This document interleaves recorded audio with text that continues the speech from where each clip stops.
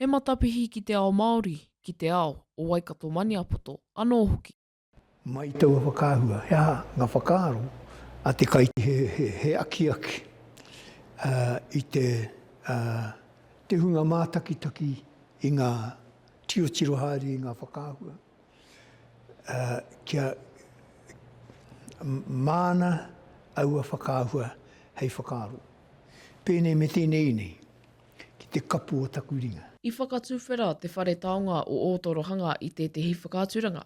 Arā, ko ki te kapu o Taku Ringa, nā Tom Roa rāua ko Rodrigo Hill. Ko Rodrigo Hill te kai whakāhua o ngā whakāhua.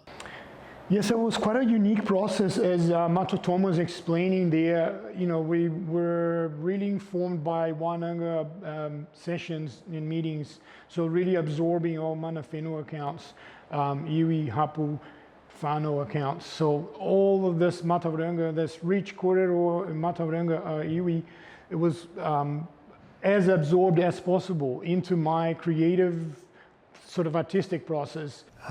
Me wānanga, e te tangata kia i anō, te nui o tēnei whakāhua.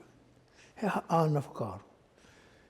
Engari ko taua wānanga, kau e noho ki te tangata kotahi, me whakawhitiwhiti whakaaro, whakawhitiwhiti kōrero ki tētehi atu, ki etehi atu, kātai ka wānanga tūturu.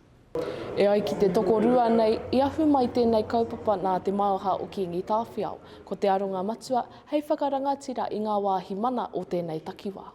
The idea of decolonizing the photographic lens and presenting or photographing this wahimana or places of significance the way we did, you know, bringing in the stories, accounts, and kōrero and Mātauranga from mana whenua, iwi, hapu and whānau of this area.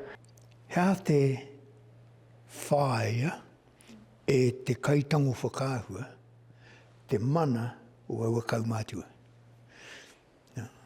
E māramana ki arate te mana o aua rangatira.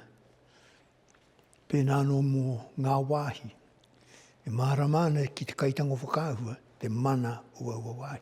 Ka mutu, ko ngā wawata o te toko rua nei, kia kite te hunga mā takitaki I te mauri o ngā whakāhua. Macie Kuki, mā Aukaha.